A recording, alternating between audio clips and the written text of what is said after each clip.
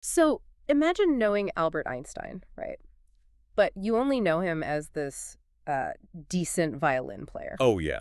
Like completely ignoring his physics. Exactly. Just totally ignoring the physics. And that is essentially how history has treated Dr. B.R. Ambedkar. I mean, if you ask anyone today, certain images immediately pop into your head. Right. The towering architect of India's constitution. Yeah, and the relentless crusader against social injustice, fighting for the marginalized.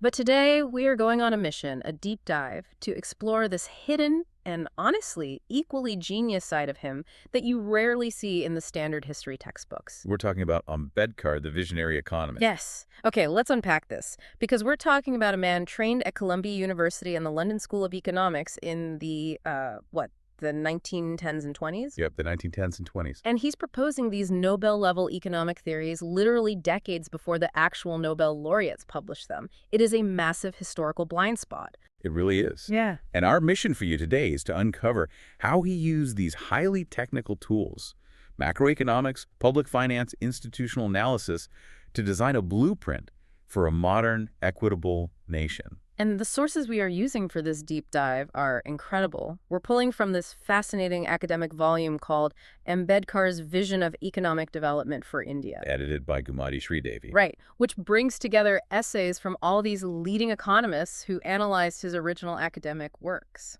So to truly understand his vision for India's economic future, we first have to look at how he diagnosed its oldest, most deeply entrenched economic disease. Because before you can prescribe the medicine, you got to understand the pathology. Exactly. And Ambedkar recognized that the caste system wasn't just a social issue. It was a rigid economic structure, basically masquerading as a religious one. Masquerading as religion. Right. Yeah. He argued that caste is not just a division of labor. I mean, any society has that. He said it is an unnatural division of laborers into these watertight, hierarchical compartments. Yeah, because in any functioning society, you need a division of labor, right? Mhm. Some people farm, some engineer, some teach. Right, but usually that is based on natural aptitudes or training or, market demand. But the sources show Ambedkar pointing out that the caste system assigns tasks to individuals in advance, based entirely on the social status of their parents. Completely ignoring their actual original capacities. It's like a rigged corporate ladder where you are locked onto one rung based on your birth. Regardless of your skills or your ambitions, you can never get promoted and you can never change departments. What's fascinating here is the economic implications of that forced immobility. Yeah, tell me about that.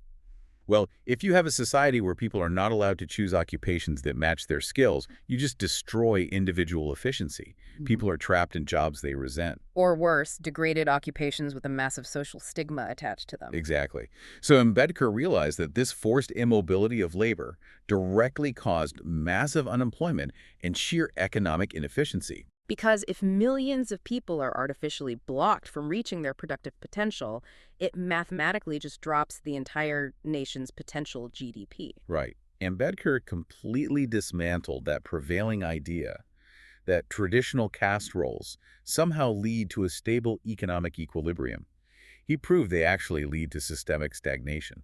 Wow. And he also mapped out how this system sustained itself psychologically, didn't he? Yeah, he did. He predated modern sociologists by decades with this concept he called the infection of imitation. The infection of imitation. Yeah, he observed this trap where lower castes would mimic the rituals, the customs of the upper castes in this desperate attempt to gain social mobility. Like what later sociologists would call Sanskritization. Exactly that. Right. But Ambedkar saw the danger super early on. By imitating the oppressors, the lower tiers were basically validating the very hierarchical rules that were oppressing them in the first place. Man, it's a psychological trap built to protect an economic trap. You hit the nail on the head. And the economic exploitation at the very bottom of this hierarchy was uniquely brutal. Yeah, the sources talk about untouchability. He pointed out that it is actually an economic system that is, in some specific ways, worse than slavery. He called it exploitation without obligation. Which is a heavy phrase. In a traditional system of slavery, the slave owner views the enslaved person as property. Right. And because they are property, there is this perverse economic incentive to at least keep them alive, right? The owner has the overhead cost of housing them, feeding them. Keeping them healthy enough to work. Right. But untouchability bypasses that overhead entirely. It allows the exploiter to extract labor, often free or severely underpaid labor without any legal or social obligation to provide housing or food. You get all the surplus value of their labor and literally zero overhead or liability. It is a 100% profit margin on human suffering. It really is. But if you are listening to this and wondering, well, why didn't the lower classes just unite and overthrow something so oppressive? Ambedkar had an answer for that too, right? He absolutely did. That brings us to his concept of graded inequality. He showed that caste isn't just a simple horizontal division between the rich and the poor. Or like owners and workers. Right, it's not a binary. It is a vertical hierarchy. There are the highest, the higher, the high, the low, and the lower. Meaning that almost everyone, even within the oppressed classes, has someone else below them to look down upon. Exactly. It deliberately fractures solidarity. You won't join hands with the person below you to overthrow the person above you. Because you are too busy protecting your own slight superiority over the person at the very bottom. It is a perfectly engineered, self-sustaining trap. It's chilling. So Ambedkar diagnosed this internal caste trap as a mechanism draining the domestic economy. But he also saw an external force siphoning off whatever wealth was left. And that external force was British colonial rule, which leads us right into his hardcore academic work in public finance. Yeah, in his Columbia master's thesis, he essentially did a forensic accounting audit of the East India Company. A forensic audit. And the numbers he found were just staggering. He exposed how they squeezed massive surpluses out of India, over 3 million pounds a year. Which was huge back then. Massive, while spending 45 to 65% of their revenues on the military and almost nothing on public works or education. And he didn't just look at the grand total, he looked at the mechanics of the circular flow of income. How does that work? Well, normally, if a government taxes you, they send it on a road, which pays a local worker who buys local grain. So the money stays in the local economy. Right.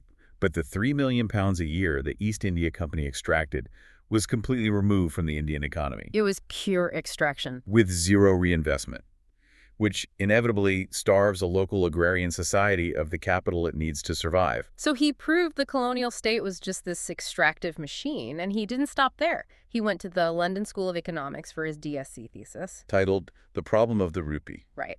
And here is where he steps into the global macroeconomic arena and basically takes on John Maynard Keynes. The heavyweight himself. We are talking about the man who literally invented modern macroeconomics.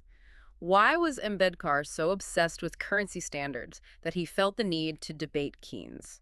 Well, it was a debate with profound life-or-death implications for the poorest people in India. Keynes was favoring what was called the gold exchange standard for India. Okay, break that down for us. Under this system, the Indian rupee wasn't directly backed by physical gold reserves held in vaults in India. Instead, the rupee was tied to the British pound, which was on the gold standard. Okay.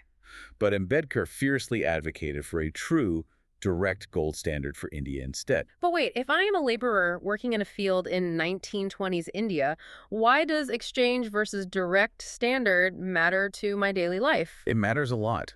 Under a true gold standard, if a government wants to print a new rupee, they need a corresponding chunk of physical gold sitting in a vault. So it puts a hard physical limit on the money supply. Yes. But the gold exchange standard gave the British colonial government this massive loophole. Because the rupee was just pegged to the British currency, the British government could artificially manipulate the exchange rate. So they could essentially print Indian money to fund their own World War I debts. Exactly. Yeah. They could issue rupees against British government bonds rather than actual gold. And if you just recklessly print more money without creating more actual wealth, you get inflation. The value of the currency drops, and the prices of everyday goods just shoot up. And Ambedkar realized that government-induced inflation acts as a stealth tax. A hidden tax. A hidden tax that disproportionately destroys the poorest citizens.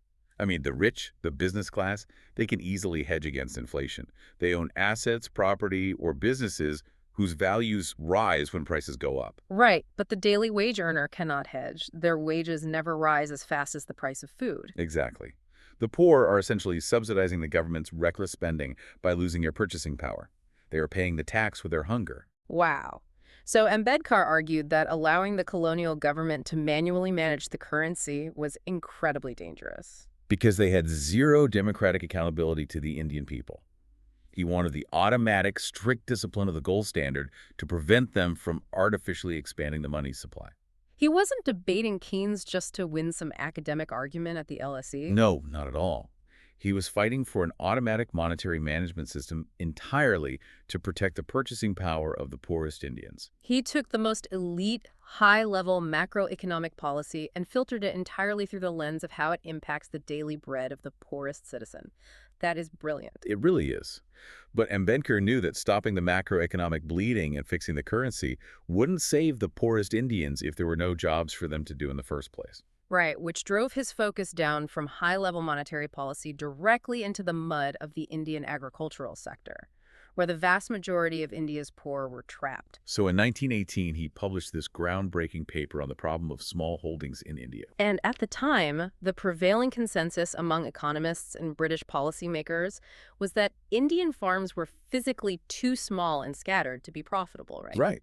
Their proposed solution was simply to legally consolidate them into larger physical plots of land. But Ambedkar completely pushed back on that. He argued that the physical acreage of the land is meaningless on its own, Yeah, he said the real issue was the wrong ratio of capital to labor. meaning there was too little capital like modern equipment, tractors, high-quality seeds, and way too much labor. He identified a phenomenon that development economists now call disguised unemployment. Disguised unemployment. Yeah. Imagine a rural family of 10 working on a tiny plot of land. They all look busy, they're all sweating in the sun, but the land really only needs 2 people to farm it to reach its maximum yield. So the other 8 people are basically idle labor. Exactly. It's like, if I have a tiny restaurant kitchen, cramming 10 chefs inside doesn't magically create more food. It just means everyone starves, gets in each other's way, and splits a tiny paycheck. That's a great analogy. And his solution wasn't to somehow build a slightly bigger kitchen, but to open a factory next door to give those extra chefs a better, more productive job. Yes. If we connect this to the bigger picture, Ambedkar viewed the economy through the concept of the national dividend. The national dividend. Think of it as the total annual wealth, or the total pie, produced by the entire country. Idle labor is incredibly dangerous because it actively consumes that pie without breaking any of it. It slowly eats away at the national dividend. Right. It keeps the entire agricultural sector in permanent poverty because whatever tiny surplus the farm produces is immediately eaten by the surplus population living on it.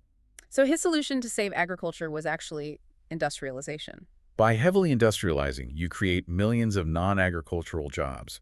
You physically move that idle labor from the rural farms into urban factories. Which triggers 2 massive benefits, right? Exactly. First, it immediately reduces the intense population pressure on the agricultural land. Second, the surplus wealth generated by that new, highly productive industrial sector creates the national capital needed to buy those tractors. To build better irrigation and provide the modern equipment to make the remaining farms actually profitable? Spot on. And the sources explicitly highlight how this exact insight predated the Nobel Prize-winning dual economy models of economists like Arthur Lewis and Theodore Schultz. By several decades, he was conceptualizing the fundamental mechanics of development economics way ahead of the curve. He just saw the entire chessboard. He really did. Yeah. But Ambedkar was also a deep pragmatist. He knew that to build those metaphorical factories and to protect the vulnerable workers stepping inside them, India needed massive infrastructure. And it needed a state that actively intervened to prevent exploitation, because the free market alone wasn't going to magically fix centuries of systemic caste inequality. Right. Which brings us to his time as labor minister from 1942 to 1946. He didn't just write theoretical papers. He physically laid the groundwork for modern India. The sources note that he pioneered India's water and power policy. He shifted the government's entire focus from just passively controlling floods to active, multi-purpose river basin development. Like the Damodar Valley Project. Yeah, he looked at massive projects like that and saw that a roaring river isn't just a flood risk to be contained. It's a dynamic economic resource. So he pushed for dams that would simultaneously provide reliable irrigation for agriculture, deep navigation channels for transport, and crucially, hydroelectricity. To power the very industrialization he knew the country desperately needed. Right. So he wanted to build physical infrastructure, but he also wanted to build a radically new economic structure for the society itself. Yes, and we see this in his 1947 memorandum, States and Minorities. He proposed something called state socialism. According to the text, it was a sweeping vision. He argued for the nationalization of agricultural land, meaning the state owns it and leases it to collective village co-ops. He also wanted state ownership of key basic industries and even compulsory state life insurance for every single citizen. Wow. Now, it is deeply important to look at the mechanics of why he proposed this.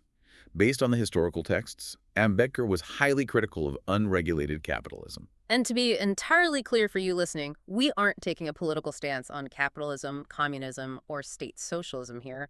Our job on this deep dive is strictly to act as impartial guides to these historical documents and convey Ambedkar's arguments exactly as he wrote them. Absolutely.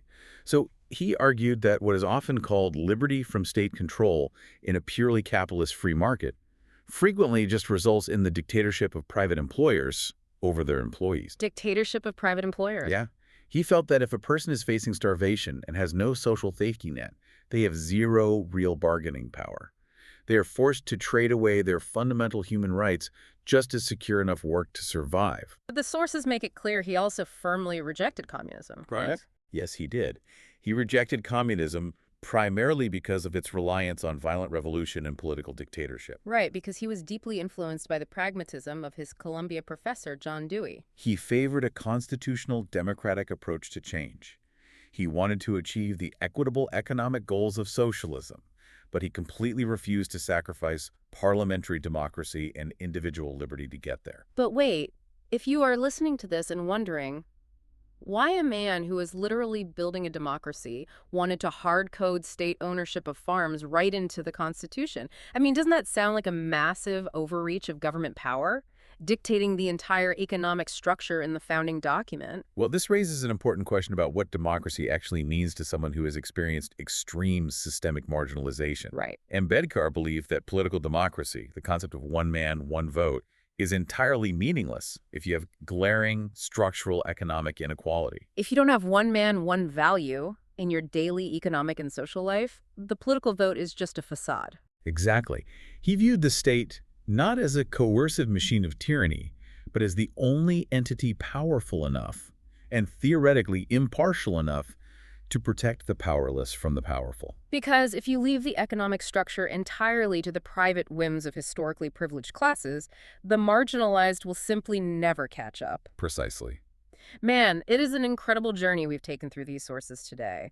We started with Ambedkar diagnosing the caste system not just as a social evil, but as a rigid macroeconomic trap that dropped potential GDP and crippled India's efficiency. Yeah, and then we watched him audit the British Empire's extractive accounting, showing how wealth leaving the circular flow starves a nation. We saw him spar with John Maynard Keynes over how currency inflation acts as a stealth tax on the poorest citizens.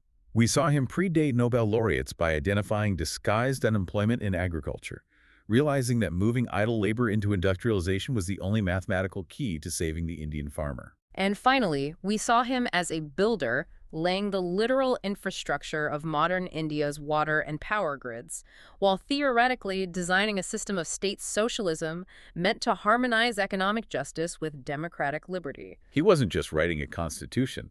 He was trying to architect a fair economy from the ground up. From the ground up. And the enduring lesson from Ambedkar's economic pragmatism is that you simply cannot separate social justice from economic policy. They are two sides of the exact same coin. You cannot solve the macroeconomic problems of a nation without addressing its social hierarchies. And you cannot fix social hierarchies without fundamentally restructuring economic power. Which leaves us with a final provocative thought for you to mull over. Mm-hmm. Ambedkar warned that in an unregulated free market, the poor are forced to relinquish their basic human rights just for the privilege of securing work to survive. Right.